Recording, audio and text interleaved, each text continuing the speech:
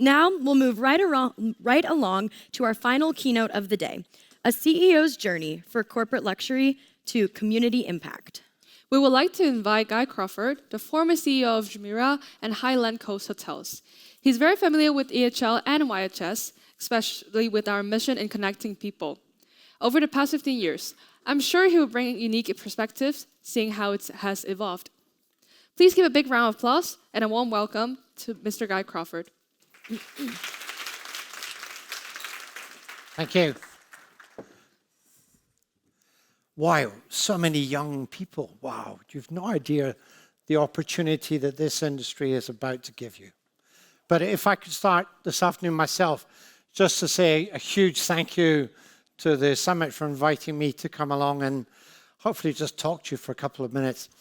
I've been incredibly lucky in my career. I started working with a management training program with a company called British Transport Hotels in the 1970s, so long before any of you were even born or even thought about, okay?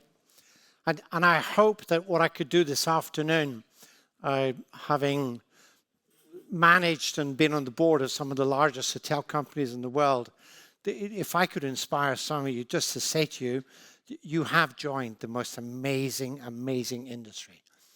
And it's so many possibilities that exist for you now that they just weren't there a few years ago. So I hope I can spend a couple of minutes just talking through just what this wonderful industry is and what it could do. I'm always reminded of a saying that John F. Kennedy went to the Space Center, and he went to the Space Center and he met a guy who was brushing the floor inside the Space Center. And he said to that guy, "What are you doing?" And that, I don't know if it was a man or a woman, but said, "I'm putting a man on the moon." You know, and that is, if you can get those values of what you're doing, you can touch so many people across the whole world. Hopefully a bit of this session will be a bit interactive as well. And if it's not, then I haven't done very well. But I thought I would just share sort of my most recent experiences. I ran the Jumeirah group out of Dubai. One of the hotels we had here, the Burj Al Arab, a wonderful memory one night. We had a tennis match that was played with Agassi and Federer up on the helipad landing pad. And I was actually in New York in our hotel at the time, the Essex House, and it took down the BBC website with the number of hits that got. And we didn't even know that that was going to have that sort of effect. And most recently, this is a tiny 7-bedroomed lodge on the west coast of Ross in the Highlands of Scotland that most of the year it loses all communication because the roads get snowed in, because the telephone lines get knocked down. So now we've made it a bit better, and we've got satellite communication thanks to Mr. Musk. So with lots of things I don't like around that gentleman, but I do thank him for his satellites, okay? So he's done a great job for us there. I mean, this really is a global industry. The data that I've got in this is actually from the World Economic Forum. And, you know, the Tourism Council that sits around that. And I'm delighted that the numbers that I've got in here are pretty similar to the numbers that were on the earlier presentation this morning. So that means it's pretty close as to what it is. But just think about it, £1 in every 10. And it's such a global industry. And the opportunities that you have in this industry across the whole world, they really are enormous. Mine is very much a personal and family journey. I like to tell the story as the first job that I got internationally. I was 27 years old, and I was asked if I wanted to go to work in South America, in Guyana, and I said yes, and signed the contract, and then I went home to try and find out where it was. You know, so you got to sometimes take a big breath, and you got to jump. And you got to say, right, okay, I want that actually to work. With my amazing wife and my family, we've lived in 10 countries. And moving around 10 countries isn't always that easy, and it really isn't. Sometimes for your family, sometimes for your partners, and some of it, just not always. It's not always good, but bits of it are really enriching, and cultural experiences that I think you grow up if you've lived around. I hope I was brought up with no prejudices, but if you live in those number of countries, I promise you, you get rid of racial prejudices, you get rid of social prejudices, and if there's a prejudice, you get rid of it because you really genuinely see people for what they are. I've worked in 6 continents. I think my wife sometimes might quite like me to go to Antarctica, but I'm not there quite yet, okay? But I'll get there. This is, it's a loch, a Scottish word for lake, outside of one of our hotels, and that's the view in Calskew. And there's the most amazing waterfall down at the end down here. But eventually, just a couple of years ago, that's me, retired, went back home. And then I was asked by a private equity company to come and help. So before I get to that though, so coming home, it's eventually finding peace. And it was after I'd left Dubai, I'd had a great deal of fun out in Dubai and worked very hard. But to amuse myself, not to amuse myself, I bought a vineyard. So I bought a vineyard thinking that I could retire and run a vineyard. You cannot retire and run a vineyard. You can't. It doesn't work. Your work day is determined by the weather. And the weather tells you if you're going to have a good day, what you're going to do that day or what you're not going to do. And then you move on to the other business things about you've actually got to try and do the bits about making money. But really, I feel as though I had a really privileged life, and I feel very privileged today to stand in front of all of everybody here, because it's such a pleasure to be here and to be back here. One of the great things, if as myself you've been really lucky, is that you do meet lots and lots and lots of very influential people. So I've met now lots of kings, lots of queens, lots of prime ministers, lots of premiers, but I've also met lots and lots of really, really hardworking people. And one of the things that I hope I could get you, if ever you get into a position of authority, inside the Jumeirah group, we used to close the head office, and we had 15,000 employees. We used to make everybody working in the head office go out and work in the business, in front of the customers, touch the customers. And again, that's the privilege that we've got, that we can actually touch people. I remember one of the years that I worked in the water park. And I always used to, from my office, think it was a really great job, to be out in the sun and to be working in one of the water parks. But if you're standing up to your waist in water for an hour at a time, I promise you that's not quite as much fun as you sometimes think it is when you're walking past it. So if you have an opportunity in your life to actually help other people, maybe think about doing, we called it the Gemba Day, go out and actually go and do, if you're the real boss, go as far down into the organization as you can. And I promise you, you will learn something. I washed plates, and the pot wash in the Burj Al Arab was one of the ones that I did. And you learn the value of the guy that was washing the plates with me. He actually knew the value of what he was actually doing. And I think I've respected pot wash people a lot more ever since that day. But Highland Coast Hotels, that's where I've ended up my career. They're on the west coast and north of Inverness. Any of you know where Inverness is? Inverness, north of Scotland? Yes, thank God for that. Okay, right. Okay. So these are 7 very, very small boutique hotels. So I've gone from 1,000-bedroom hotels to 7-bedroom hotels. Quite a difference. It's much easier to run a 1,000-bedroom hotel than a 7-bedroom hotel. They really, really redefine the word remote. Very much standalone restaurants and very much a local focus as to what we're doing inside those restaurants. And they're all linked by this. It's called, I think, maybe one of the ultimate road trips in the world of driving around the North Coast 500, which starts in Inverness and goes up the east coast of Scotland, right up to the top, past the spaceport, and then back down through the west coast. It's backed by private equity, private investors, and the Scottish National Investment Bank. Three very different investors. And I think it's one of the interesting things about my presentation to you today is actually just having a look at these hotels. And those three elements, private equity, private investors, and SNIB, they don't always have the same objectives. We'll talk about that. Challenges: seasonality, rural tourism, talent retention, profitability, and sustainability commitments.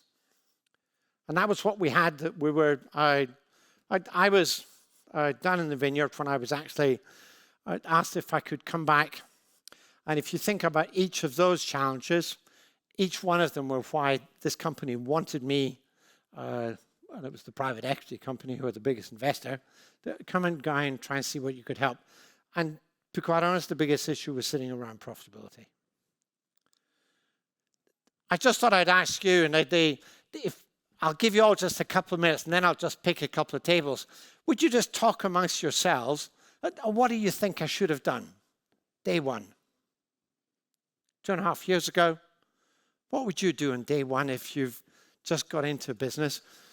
And all of the issues eventually come down. You've got to get, first of all, you're not allowed to say get the profitability right, because that kind of goes without saying. So talk amongst yourselves. Take 2 minutes. Talk amongst yourselves. Think of something that you'd like, or that you thought that I should have done.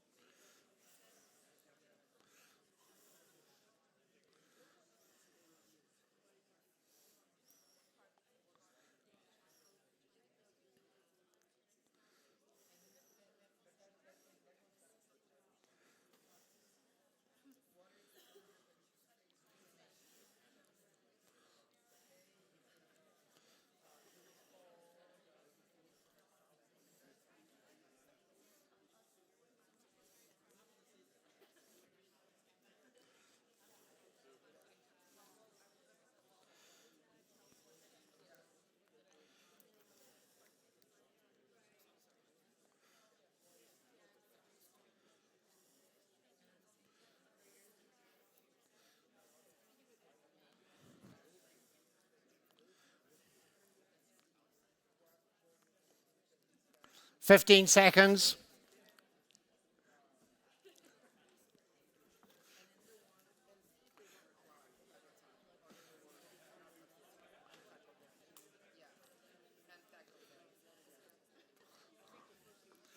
Okay, could I just get, somebody from table 12, what would you think? What should I have done first?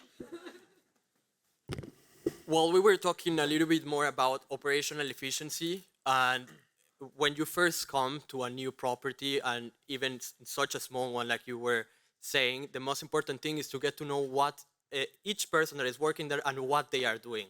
If they are doing something redundant, or if you can improve from all these operations in a more efficient way. You need to go to the bottom all the way up. Gotcha. I agree, 100%. Yes, sorry. So we also discussed about talking to everyone and asking why. Not necessarily about operations, but just why. Why are we here? What are you? I love that. Just, yeah. So we even mentioned who built this, okay? Who made this house? Who's the construction worker? Tell me everything about it and just Who said it come would there. give that return? Yeah. Who made that window? Okay. Sorry, yes. And we also discussed about like defining the positioning of this hotel, the boutique hotels in the market, and locate who's your like target customers and who would be most interested in the hotel, and try to increase visibility. Thank you. Yeah, totally agree. Right the way through. Who else have I got? Sorry, table one. So also you mentioned that like talent retention was kind of hard too, and I know that Inverness is quite in the middle of Scotland, kind of far north, so it's a bit far from home for lots of people. So it's like, what can you do for your employees to provide them a good place to work and to keep them there, whether that's housing, whether that's benefits, whatever that is, to make them feel at home in Inverness? Absolutely love it. Yeah, fantastic. Yeah, table two. So initially we were talking about the fact that I feel like a lot of companies, when they think about profitability right off the bat, they think about cost cutting, but in the long term, that especially for a property like yours that's so small, that's probably not the best solution. So we talked more about like getting everyone on the same page and creating like a risk management plan, and also like and finding the root cause of what is why are we not making the profits that we should be. Got it. Thank you very much indeed. Last one, table 20. We take the private equity approach and say increase price, reduce costs. Okay, good. And so the answer is clearly, you know, I once worked for a hotel company. It was called 40 Hotels. We, at the time, were the largest hotel company in the world, and I was very lucky that I sat on the main board of that. And we were taken over by a company called Granada. I was one of the managing directors at the time. And if you ever start to work for a really big company, they all have different ways of managing. But this gentleman who was the chief executive of Granada, he'd said to me that no matter what the business is, no matter what it is, you've got to get your business and really look at three things. Is your pricing right? And have you got your pricing right? No matter what, if you're selling widgets, hotels, motor cars, speakers, carpets, you got your pricing right. Have you got your volumes right? Have you got the right volumes in connection with that? And again, I would say you can do this with any business. And of course, cost. Have you got your costs right? And then I think any business, and that's where I many, many years ago, and I've used this lots of times in my own professional life, when you go into something and try and keep it really high level, what are the three things that we really can do? Then, I loved it. Listen. Listen to the team, listen to the stakeholders. And the lovely things about some stakeholders is some stakeholders, particularly communities, do not always just want financial results. So part of our great ethos, in which I enjoyed very much, was this small group of our core values was looking at the guests, looking at the communities, but really looking at communities and listening to communities, talking about the environment. And the environment today is so, so, so important. And if you go to the west coast of Scotland, the environment really does count, because that environment punishes you when you get some of the bits wrong, but boy, it can reward you as well. I just never forget people. And I was fascinated with the principal when she spoke this morning, and she brought up, you know, the issues. For goodness sake, please get your people right. But remember, please, there's a very good reason why you got 2 ears and 1 mouth, okay? And that's because you got to listen. And not everybody's good at listening. Starfish. Anybody know what a starfish is? No? Starfish, you find them all over the world, and they wash up on beaches. Thousands of them. And then there is a wonderful story that if you walk along a beach and you pick up a starfish and you throw it back into the ocean, then you've just saved that 1 out of 1,000 starfishes.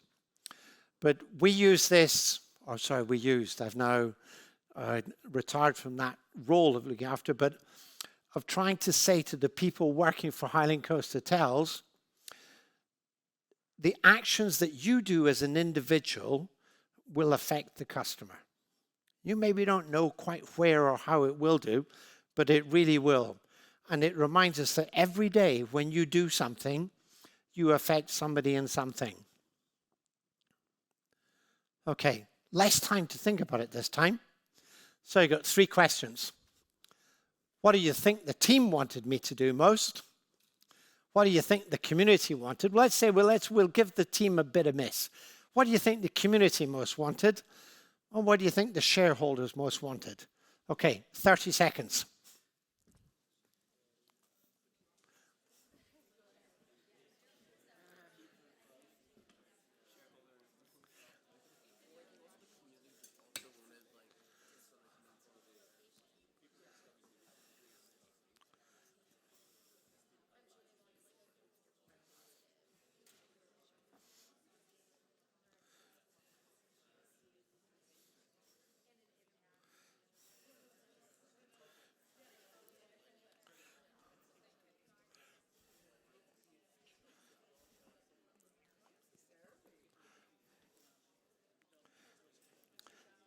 Five seconds.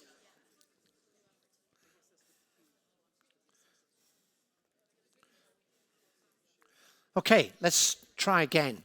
Table 1. Frank, just talk about what you just said just now.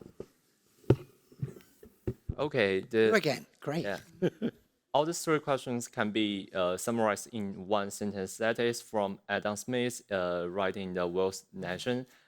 We think the trade is to wake up the others, benefit for themselves, not benefit to the others. So we should find the things that can benefit to the different groups. Yeah. Great. Okay, I agree with that. Very much so. Let's go to the table behind. I'm sorry, I can't see the number, but whatever you are here. Yeah, you guys. Okay, so for the team question, we came to the conclusion that they're seeking experiences that will enrich their lives beyond just a salary. And then for the community, just making sure that their voices are heard and that what the hotel is bringing is beneficial to them and the local environment. And then the shareholders is just profitability. Yeah, fully agree with all 3. Sorry. Table 8. So for the team, we just said, what did we say about the team? Yeah. For the team most wanted, we think it's the loyalty, or I mean the flexibility of the team, and for the community, it's also can be it's the same since it's the team like, so the team we think is the team is the small community for the team, and the shareholder, the most important is the profit, or I mean the insurance, but for me, there's an answer for all the questions is the sustainability. So the sustainability is the important thing for all the things. I agree. Thank you very much. So it's all very much a question of getting it all together. And actually, I use the analogy of actually trying to get an orchestra and trying to get all the different pieces of that orchestra to put it into place. And what I was doing very much, I looked financial, revenue optimization, marketing and distribution, guest experience and reputation, cost controls and efficiency, community and local, and performance monitoring. And if I go into just a little bit of detail as to actually what did I do? And this is just right or wrong, real life. This is me. This is what I did. I'm sure you guys have lots of different views, but this is what I did. I actually just went through the P&L accounts in a lot of detail. What's going on inside those P&Ls? I like measurement, and I think if you measure things, things get done if you measure them. And I think that you measure in detail and you measure consistently. People know that you're doing it. And I ran the Beach Plaza Hotel in Monte Carlo in the 1980s. And the Lord Forte, who was one of the great hoteliers at the time, used to come down, and he used to come and stay and spend quite a lot of time in the winter. And if he saw me walking through the lobby, after a time I got to learn that he would say to me, "What was the occupancy last night, Guy, and how many dinners did you do?" and I just had to have it in my pocket. And that stayed with me all of my life. You know, so a general manager that works for me would be used to getting a telephone call from me saying, "Hi, how are things? Have they been going? What was your payroll yesterday?" And I genuinely would have expected them, if not to know it, to be damn close to actually knowing what that was. Benchmarking, and I think the benchmarking abilities that we have nowadays, what you guys have learned, that we didn't even dream about having. But now you do, you know, you've got star reports, you've got revenue management. I can tell you how many covers seat 4 in the restaurant in Kyleskew, the profitability out of that seat and what its payroll labor cost was. God, I wouldn't even have dreamed about knowing that. If I knew where the restaurant was in some of these hotels sometimes, that would have been a miracle. Cost is obvious. I can't tell you how important I think technology is, but I think it's also using technology. And using technology and the things that you guys are learning now today that we didn't even know about. You know, I finished off I had a board report the other day, and I ran it through AI to see if it could improve it for me, okay? And I'm in my 70s, okay? So if a 70-year-old can do that, surely, for goodness sake, you guys that are sort of a third of that, you can do it. And, you know, if I come up with a plan or two, I do tend to say, right, use AI. I get a row from my own family for saying I'm not doing the planet any good because I'm now asking AI to do too much stuff for me. But I just use that technology. I think it's really important. Revenue optimization. I had the lovely privilege of spending the morning sat next to somebody from Four Seasons, revenue optimization. Wait till you hear what he can talk about, okay? That's it, make mine. But revenue optimization is important. And you can do that nowadays, and you've got skills that I didn't even know about. Dynamic pricing. I mean, when I went out to work in South America, we put the rates at the January, and we put them January to December. And that's what our rate was. You know, when you can't think about that nowadays. Really important in small hotels is understand where your break-even point is. And, you know, I don't care how big your business is. If you don't understand where your break-even point is, then how on earth can you try to lead that team to try to understand how you can get to profitability? Channels. I mean, we use Res Diary nowadays to sort of get all of our restaurant reservations. Res Diary, we used to have to phone a telephone call. And then if you think, okay, in the 1980s, just send it by teletext. Could you try and get us a restaurant reservation? And now it's in a nanosecond, you can tell you what it is. So just quite amazing. I still think that there's, and it's a personal opinion, that there is a massive opportunity to improve restaurant reservations. And I think the industry is slowly but surely, that focus that was around half of Highland Coast Hotels' revenues are in the restaurants and bars. So trying to understand what's happening inside there is really important. And identify underutilized revenue streams. Think out of the box. I remember I was with Jumeirah in part of the Young Hoteliers Summit, as it was called, I think at the time, and I love the name change now to hospitality. But the first challenge that we had with the YHS was, I think it was Brain Store or something like that, they had a challenge that they had here. Just think out of the box. You know, if you go out to Bali, you know, the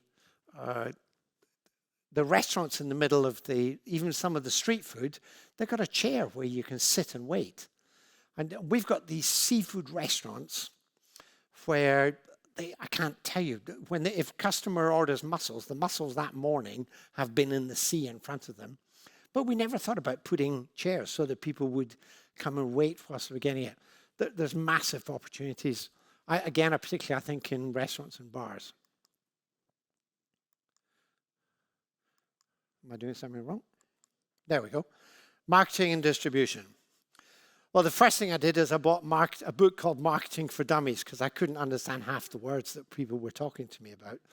And about social media. So social media, right? Okay, I got that. Okay, so social media. Social media is important. Digital marketing. Yeah, I got that. Okay. So I had to go and buy a book because people were throwing lots of things at me that I didn't really understand. I have always understood the importance of guest demographics. And I've always understood, and I think maybe a skill that I've just always had, of trying to understand the guest and listen to the guest and walk around your hotel. If you're privileged enough to run small hotels, you get to know all of your guests. But I remember a lady, Margaret Paul, who was the general manager of our largest hotel in Dubai, 1,000 bedrooms, and with 43 restaurants we could do sit-down dinner for 7,500 people. Margaret would meet 5 guests herself, every day. Because at the sharp end of the business, you just got to understand, what's happening and understanding your customer. Online travel agents, yeah, boy, that world has changed. Oh, well, for the good or the bad, I don't know, but it really has. And partnerships becoming more and more important as to what you're doing. And then bespoke loyalty schemes are really important. Guest experience, measure. And talk to your guests. And reputation, and just really have a reputation of being honest and listening to your customers. And then going to people and then getting a service training that really starts to get to the basis as to why those customers are coming in. I personally quite like a philosophy that says that you employ nice people and then train them. Because if you get somebody grumpy, I'd suggest that they update their CV and try another industry, okay? But that's maybe me. Local knowledge. And local knowledge doesn't mean you have to be from there. So we've got some very, very talented people that work for us up in Karlsruhe. It's a tiny hamlet of about 16 houses. But the guests that are coming to stay, and you park outside the hotel and you see, in summer, every expensive car you can think of, Ferraris and Porsches and the whole tutti quanti. And the customer that stays with us wants to know, well, where are those mussels from? And he wants that person serving them to say that those mussels are from Loch-Inch and it's just over there. And that local knowledge, I think, for these hotels, really important. Balancing costs and equity. And I really use the words equity because equity can mean a lot of things. And I think if you ask different people will give you a different answer to what that really means. But what I'm really trying to say is that you're trying to take all components of the business and all parts of the business and all people. But have some KPIs, make sure everybody knows what they are, and make sure that you really are looking at them and measure, and that it is consistent. And so don't have a set of measurements that you use one month and then change them for next month, because that really pisses people off. And you will never get people on side with you. And then catch people doing things right. You have no idea how easy it is to catch people doing things wrong. I mean, a blind donkey can still get there. But if you'd really try hard and recognize people that have got things right and that people are actually, anybody reacts positively to a positive interaction. Labor optimization. I think you have tools nowadays with things like Harry. So my own personal experience is that we brought in a system called Harry, which was a forecasting measurement tool.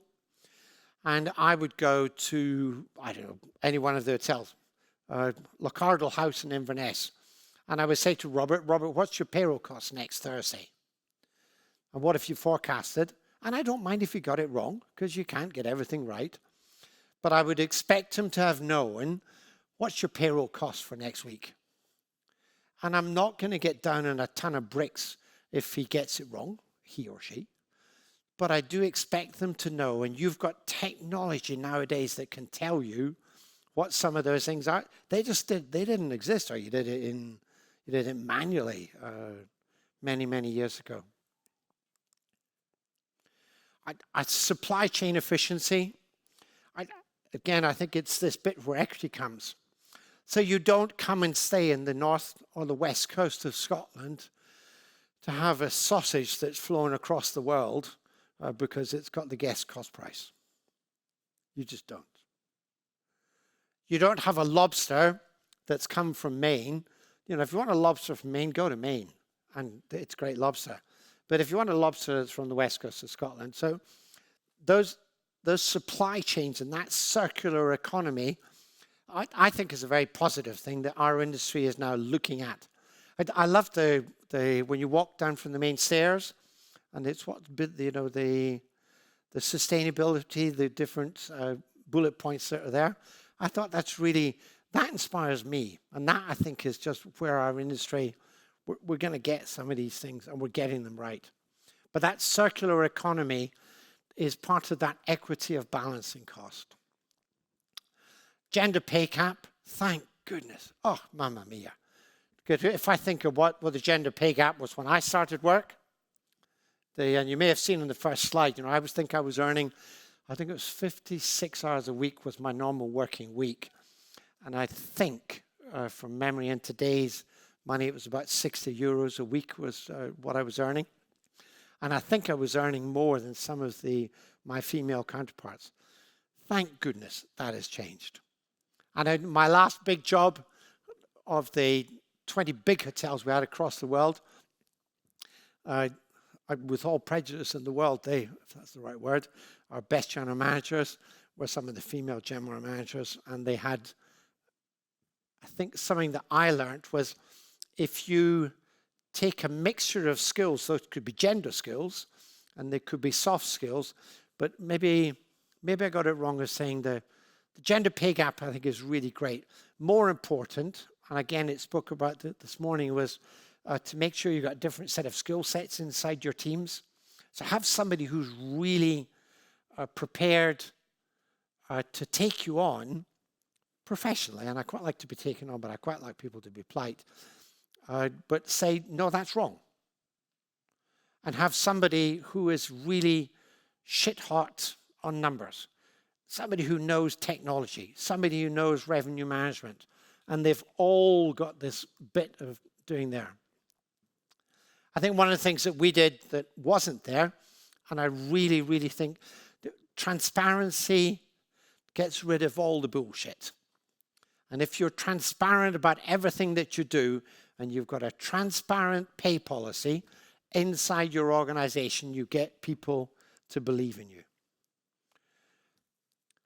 Energy and waste management, I can't believe I used to think when I was working out in Dubai that I think we had an energy ratio that was something around about 8%.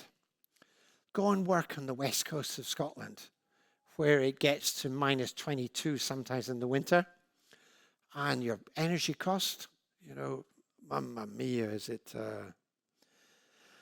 it's big. And then a move to green. That's, I think, such an important part of life nowadays is that we've got to move to green. But I also do think that there's a reality that needs to be done in stages as we get there. I love the fact that this company that I went, and one of the reasons I came was they really did believe in the community. And one of the things in all of this community was what people wanted in the most basic form was jobs. They just wanted to find work. They wanted to live. I don't want to live in the middle of this great big city.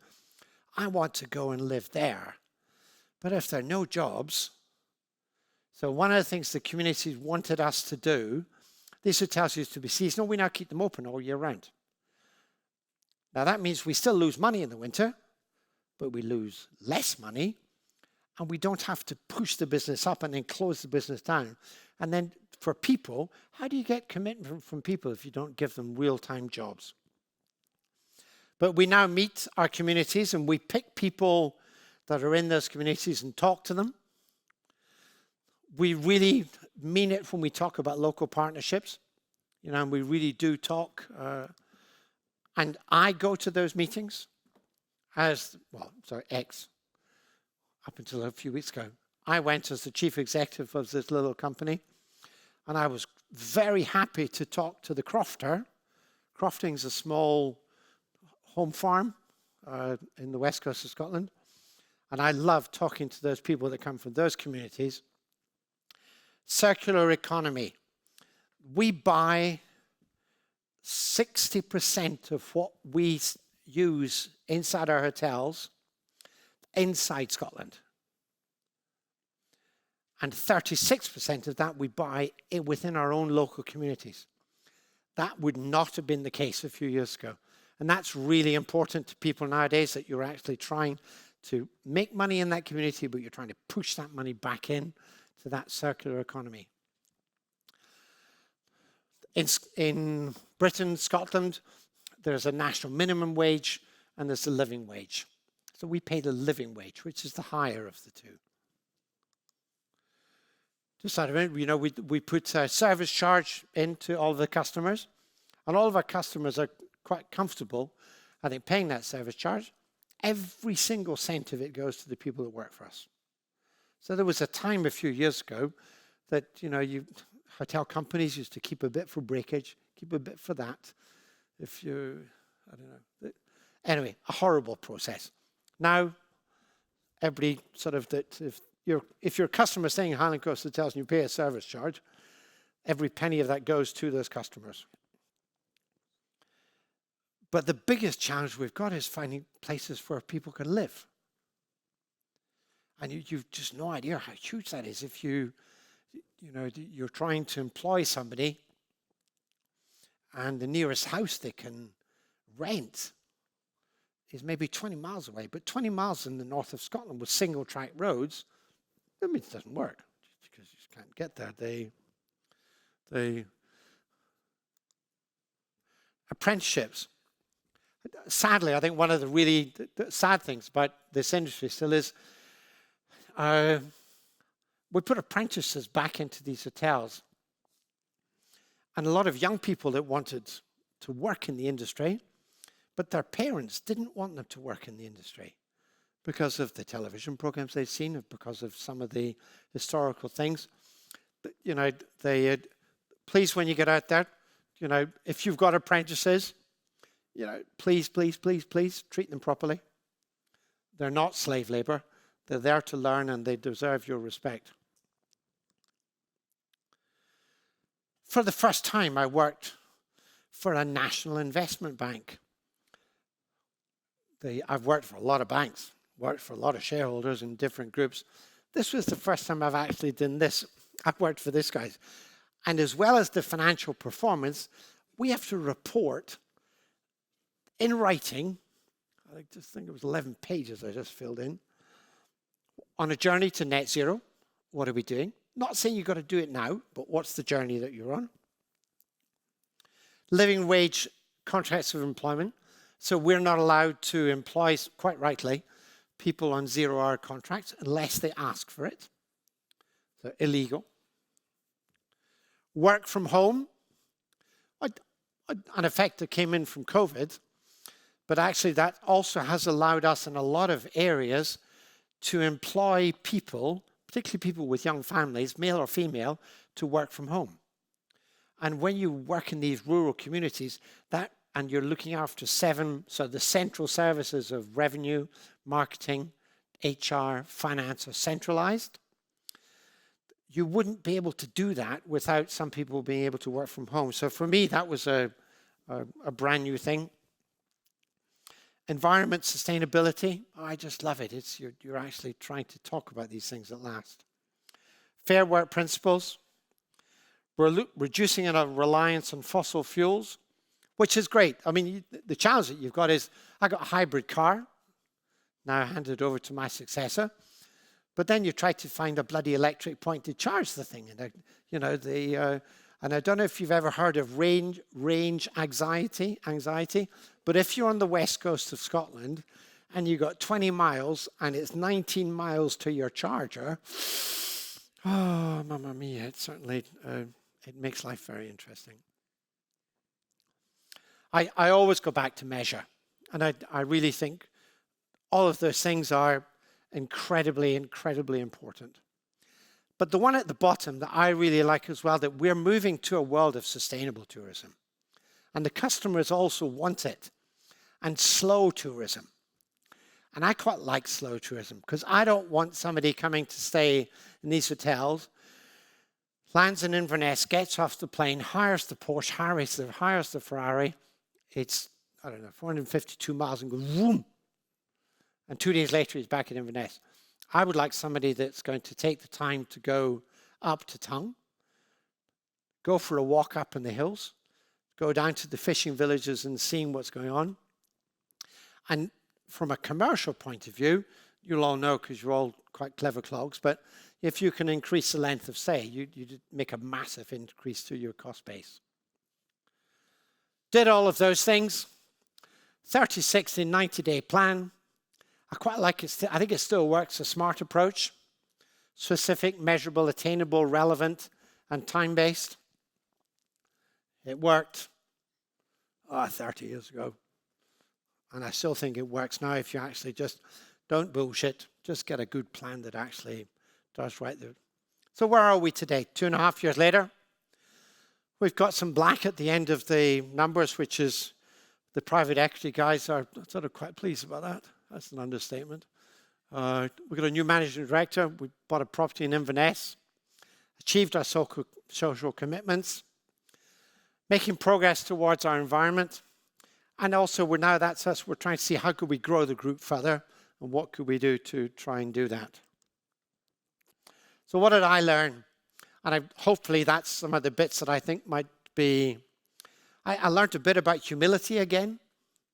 Because if you work for a really big company like Jumeirah, you really are, if you're the chief executive and you've got 15,000 people, you kind of forget what people are doing. But if you're working for a little hotel where the head waiter doesn't come into work and the thing falls down, yeah, a bit of humility is also quite good. So biggest thing I learned, a bit of humility. I had to learn again. Small businesses are hard. It's much easier to run a big business. I read the customer comments myself. So if you work for Jumeirah, you've got a team of, I don't know what it was, 62 people in marketing, and somebody's telling you what the customer comments were. But if you go up and you're running a small business, go and listen and talk to the customer yourself. But really, and some of them will tell you things you don't want them to tell you, but it's real. And I think you learn to be empathetic. And perhaps the last one that I learned was if you're running something that's small, you can be agile. So you can move really fast if something's wrong. And it's great to be the boss because you can change it really, really quickly.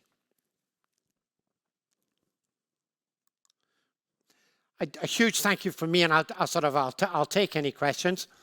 But I'd like to just finish up to say that Guy, what a great industry you're going into. The world is in front of you. It really is. Pick your job. Pick the one you want to do. If, like me, you're really lucky, and for most of your life, I've wanted to go to work most days, and that's really lucky. But I also think maybe that's why I managed to get a little bit of success in there. But I would say to you, just really enjoy it. It is out of this world.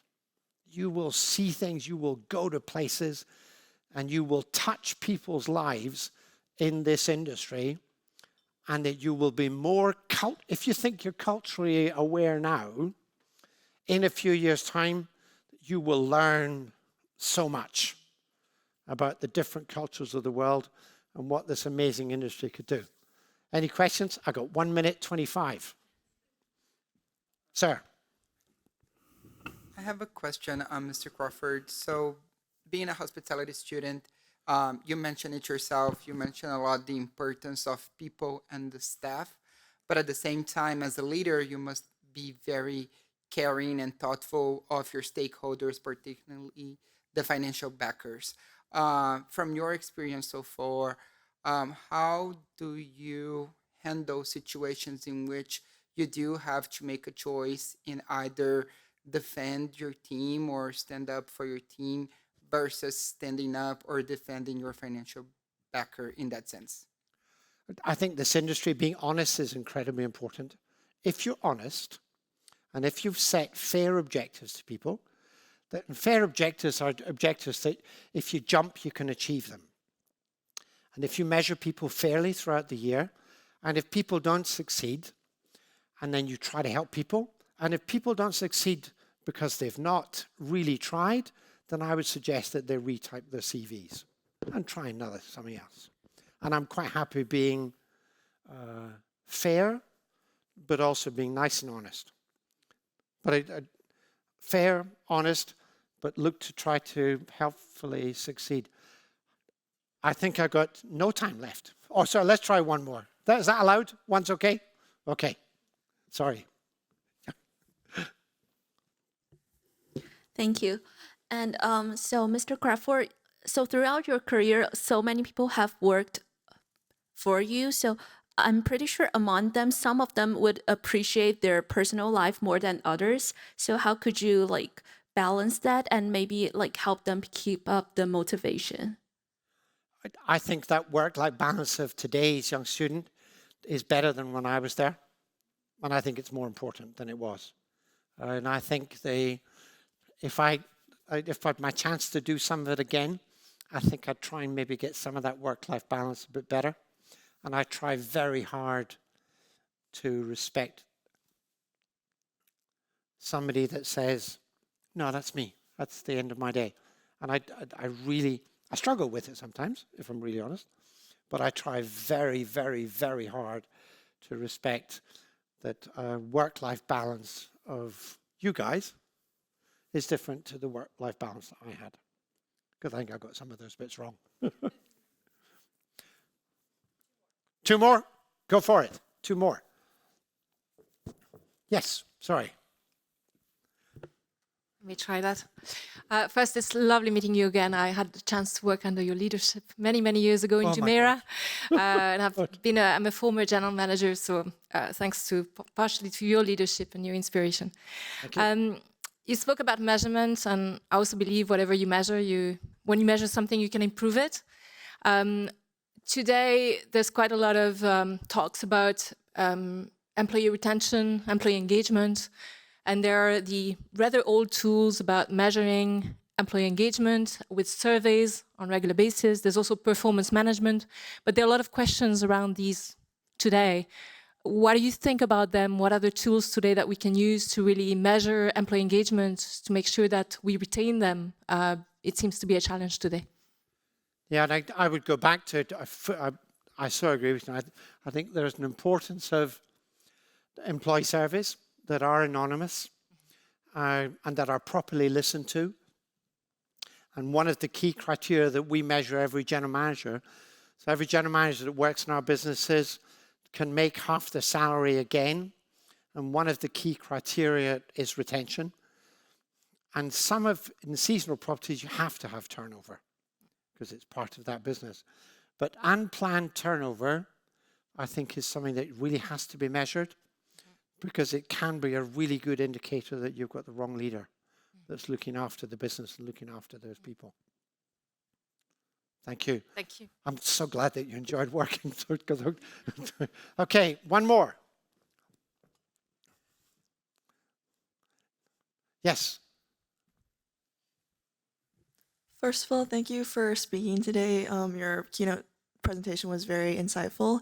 So my question is, since you have background working for a big company and a small business, what's one thing from each type of business can you apply to working in the other side? I think the way you manage people. So if you're working, so Jumeirah was 15,000 employees, and I hope the 3 values that we had inside Jumeirah was greet the guest for the guest greets you, never say no as a first response, treat your own colleagues with respect. And we very similar kind of values that sit inside Highland Coast Hotels of community, people, relationships. I think the leaders of companies need to live those values. And if you live those values yourself in everything you do, in the way you present yourself, and the way you work, and the way you do things, then that transcends any size of business. Because you are what that business is. If you're dishonest, your staff will be dishonest. If you're not friendly, if you don't care, genuinely care about people, I really would say, you know, big or small, come and, we're in this room, hospitality. We care about people. And I think that transcends the whole lot, big or small. Thank you very much. A real pleasure and privilege. Thank you.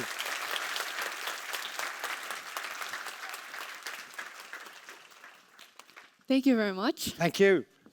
I love how you mentioned about revenue optimization. I can't wait to learn more about it during our dynamic pricing panel tomorrow.